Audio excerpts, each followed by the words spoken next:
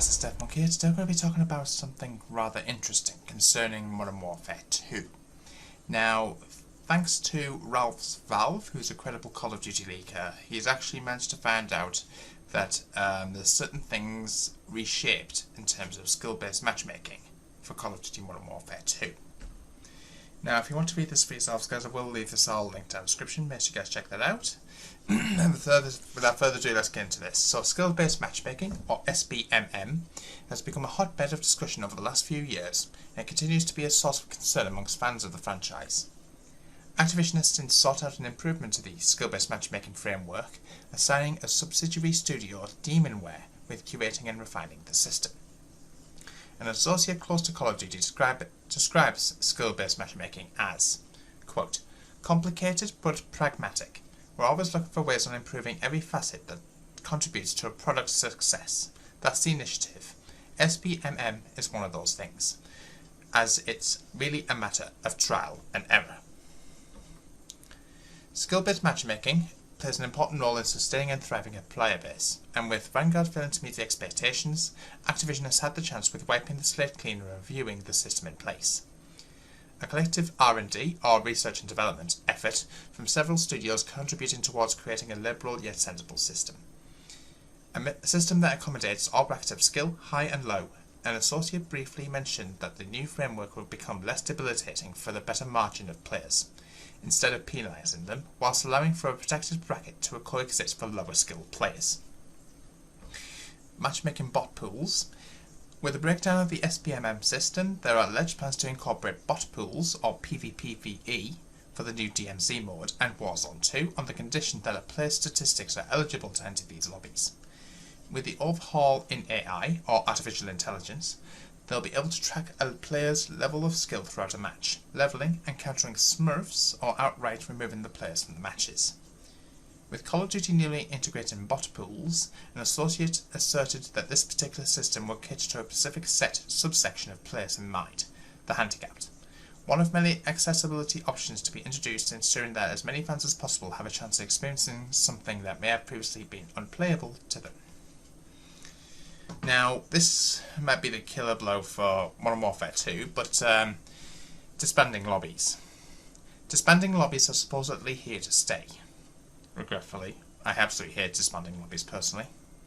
An associate emphasised its apparent importance in structuring skill-based matchmaking as a foundation, plainly stating, quote, if that were to be removed, it would collapse.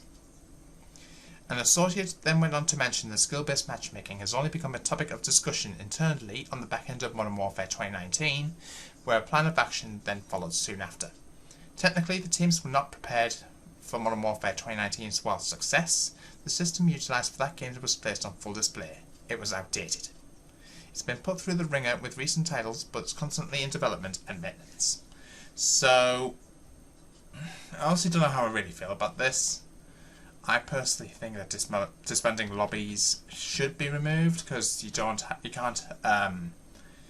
if you want to play for one person that you've never played with before and they turn out to be really good, you can't learn anything from those players, and if you were to play with those players back in the day, like back when you could, during the days of Modern Warfare 2 2009, I actually enjoyed playing with some players that you can actually learn something from, so if that makes sense, which actually makes players better, instead of the current situation where after every match you're going straight back to the main lobby, or you find a different lobby to play in, which can be annoying at times, if I'm honest with you, especially if you're playing in parties.